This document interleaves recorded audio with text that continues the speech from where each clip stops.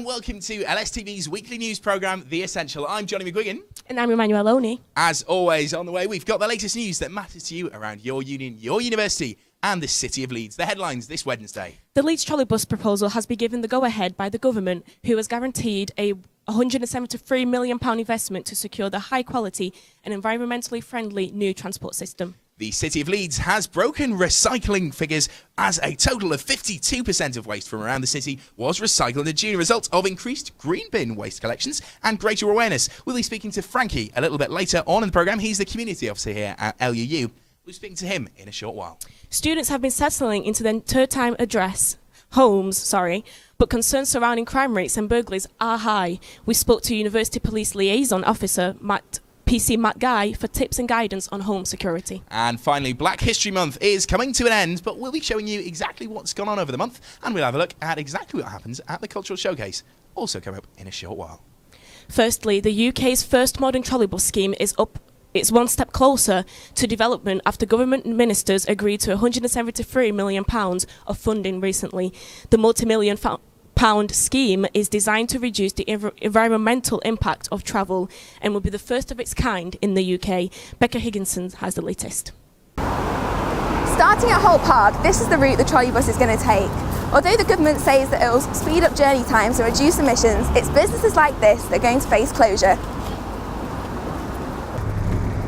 But with savings of only 3 minutes, is it really worth it? I've been speaking to students to find out. So what's your opinion of public transport in Leeds? Well, I think it's really quite slow and expensive, but this trolley bus, if it's only cutting it down by 3 minutes, isn't really worth it. People should probably just walk and get some exercise in. What's your opinion on the closure of the shops? Well, the shops aren't amazing, and there is another fancy dress shop in Headingley, but still a bit sad for local businesses. Should try and support them probably. I think that it wouldn't be a good idea. That road down through to Headingley into town is quite busy, and so if the bike lanes were any smaller it would be quite dangerous, I think. So I would think that reducing journey time for people in transported vehicles by 3 minutes doesn't seem that much of a good deal when we should be encouraging people to cycle, not reducing the or making it harder and less safe. Do you think about them reducing the bike lanes? I don't really like the sound of that. I think the bike lanes are pretty good at the moment, but I don't think any less, I think, could really limit your options for transport, and you probably have to use the trolley bus. No, I think it's a waste of money, to be honest. I mean, 3 minutes, just get an earlier bus, or bring a car up or walk, stay fit. I think a lot of people don't bother to do that anymore. It could be better if it speeds up the journey, get you to campus a little bit early. You don't have to get up so early for the 9 o'clock lectures, but compulsory purchasing from the shops in Hyde Park's a bit naff. Could do something else, like get a bus pass or something, or a tram pass, I don't know. It's just a bit of a way of making some money, isn't it? I don't know, well, it might be quite good for me because I live quite far out, so it might actually speed up my journey into uni in the morning, so it could be quite good for me. But you're not going to like it. But for me it's going to cause a problem because I live quite central anyway, so it just caused me delays trying to get here. Thank you. Thank you. Residents have reached a landmark in disposing rubbish responsibly, with over 50% of waste in the city now being recycled. By making the most of green recycling bins, brown garden bins and recycling points, a massive 7,000 tonnes less waste has been sent to landfill so far compared to last year, and students will have their part to play too. We're now joined by Frankie O'Byrne, who's the community officer here at Leeds University Union. Thanks for joining us this afternoon, Frankie. Thank you for having me. Glad to hear you here. We had a few problems before the programme. Couldn't quite find you in the union. Glad that you're back nonetheless. So first of all, how do you think students have contributed to this level of recycling? I think we've had a massive contribution. Our programme that we run, a project called Leeds Trolleybus, which works in conjunction with all the student unions and the universities in the city, along with the council, actually have diverted over the past 6 years 75 tonnes of stuff from landfill, and that's through using that, actually donating directly to them. We also run awareness campaigns about what exactly goes in the bin, and that has had a massive impact. Great, fantastic. And obviously you've changed kind of the way that recycling's done around the union. Is there any particular campaigns you're particularly proud of so far this year? So far, I think actually the university's dedication to rolling out segregated bins across campus has been really good, and I think it's been a lot clearer. The university have been keen to make sure that students are aware of exactly how to recycle on campus. And obviously, it's not just an issue that affects people inside the university and the union. It's an issue that's wide and for every single person who's kind of in the the homes, the student houses and things. How do you think you're progressing with students living in external accommodation that's not owned or operated by the university? Well, I think again, Leeds Trolleybus work on actually raising awareness of exactly what goes on bins, and also the recycling points closest to people's homes has really made a massive impact. But also we are putting pressure on the council to change the way that they communicate with students so that they can make it better, as well as pushing for things like glass recycling. Definitely great. And obviously, do you think within the university, the culture is kind of changing? It's noticeable even, for students and for everyone here. But do you think the university could do better in its recycling? Anything you'd like to see done better? Well, the university is actually a landfill-free university. 97% of its waste is completely recycled, and so it is doing a lot. I think it's just about how it communicates that with students, and I'm sure lots of people will know the communications around kind of exactly what you can put in bins has improved. It was all designed by a student from the School of Design, so it's actually students informing other students exactly how to do it. So I think they are getting a lot better with it. That's great, and obviously that's what your campaign was all about when you started off here as Union Affairs Officer. Nicknamed the man who quite likes to talk about bins almost a little bit. Yeah, I think everyone kind of mocks me for the passion, but I think it's a really simple problem that is something that we need to sort out, and I think putting pressure on the council to improve their services is something that we definitely need to do. Fantastic. Thank you, Frankie O'Byrne. Thanks for joining us. Thank you. So, coming up next, it's part of a way through term, and as nights grow shorter, student concern is increasing over safety and burglary. With the knowledge campaign in full swing, the Essential caught up with PC Matt Guy for some key safety and security advice. If you're looking at houses and you're looking at kind of target hardening them, first of all, the first line of defence you look at is that it's kind of behind you. If you look at the entrance, there's no gate on there. PC Matt Guy is Leeds University's police liaison officer. As well as general policing duties, he spends a lot of time on the streets, advising students about target hardening their homes. He'll often visit student areas just to check the doors and windows are left secure. It's locked, which is always a good step. What we would recommend is people get 5 lever locks. So it's normally a UPVC door with a handle, which when you lift up the handle, it shoots bolts upwards and sideways, and then you've also got the door frame there. That gives 5 points of security on there. It means that people can't smash through the doors and kick through them quite easily, which this one would be a bit tough, but I'd be able to get through, I reckon, with my size 9s. Out of 120 houses I looked at, I got 26 that were insecure. 26 houses that I could have walked into. One actually had the front door wide open because I wanted to let some air in, and then they wandered off. And at the same time, you're there as a police officer thinking, all I'm doing is going after burglars, trying to do my best to protect people, but they've got to help themselves. If you're going to be a student and if you're going to be renting out, make sure you get really good security on that house.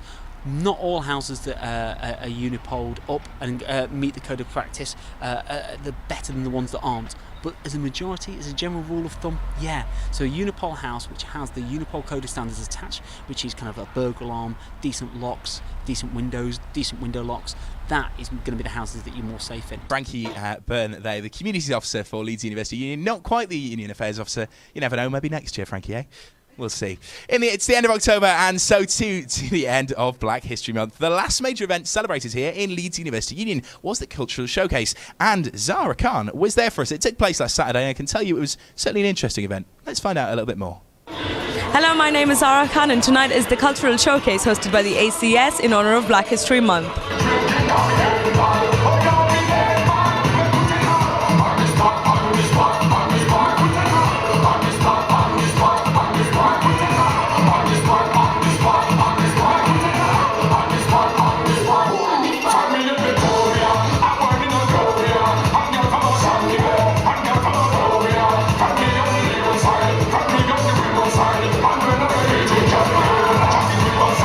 Leeds University Union celebrated the month of October as Black History Month, with many events such as karaoke nights and panel discussions. On the 26th of October, the African Caribbean Society held a cultural showcase in order to promote entertaining performances from homegrown talents such as dance expose and headliner acts all the way from London. To hear more about the same, we talked to the organisers of the show. We're here with members of the ACS committee, and could you tell us what is happening tonight? Yeah, so today is the Black History Month Culture Showcase. As you know, Black History Month is throughout the whole of October, so this is kind of a roundup of everything. We've got a number of musical acts, acts from London that have come up to perform also. Local Leeds societies, so we've got dance expose, members of spoken word society, so it's expected to be a really great night. And how many people are coming up tonight? We don't know at the moment, but we're expecting quite a lot.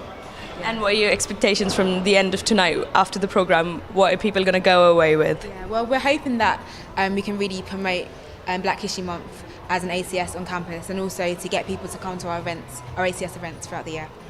The hard work of the entire month culminated into the cultural showcase, which achieved its aim of bringing further diversity throughout the Union and Leeds. Leeds Parkinson Building was lit up pink last week as part of the national campaign by the Breast Cancer Campaign. The university and city landmark was part of UK's landmarks lit up in the same colour across the country.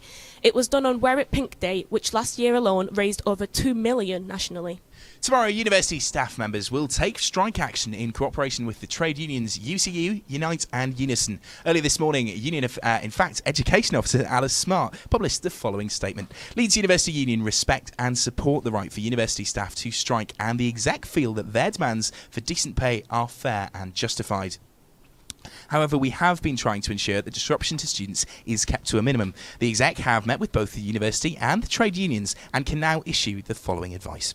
So for this week's essential question, Shweta found out what students around the union thought about the issue. What do you think of the lecturers' strike on Thursday? I just found out about it yesterday, so I didn't know that it's gonna happen. Oh, okay. So do you think it's like a good thing, or? Well, I think if they're getting their pay is getting cut, and people are paying more for uni, so they should get something from that as well. Well, to be honest, it doesn't affect me because I have a day off. But I don't really know much about it. To be honest, I don't think anyone's really that educated as to why they're striking.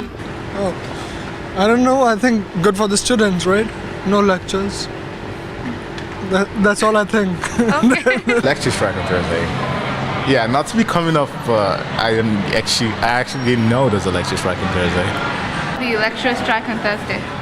I support it completely. I totally agree with everything that's being stood for and everything. So. Okay, thank you. And finally, the weather has been rather volatile around the country as we've seen everything from destructive storms to high temperatures and sunshine. But what can we expect for the next few days? Andrew Seddon has been investigating what's been some strange weather over the last few days, and I can tell you what, it's quite an interesting forecast for the weekend ahead. Let's have a look. Johnny, thank you. Well, it has been quite the week weather-wise. Of course, lots of students having a bit of trouble getting home, or rather back to Leeds on Monday after St Jude hit the south. It didn't quite reach us up here in the north, but we did get gales of up to 40 miles per hour. Moving on to today and the rest of the week, highs of 12 this Wednesday. Cloudy with a touch of sun. Thursday, we'll see highs of 11 degrees, just slightly chillier. It's going to be cloudy throughout the day. On Friday, also highs of 11 degrees. It's going to be sunny right the way throughout the day if you're lucky. And for the weekend, highs of 10 degrees. Clouds and some rain. Moving on to Sunday, you'll see a touch of cloud and a touch of sun too, if you're lucky. That's it for this week's Essential. If you've got a news tip, tweet us at LSTV Essential, or of course you can email us the usual address, news@lstv.co.uk. And remember, if it's going on in or around your union, it's essential.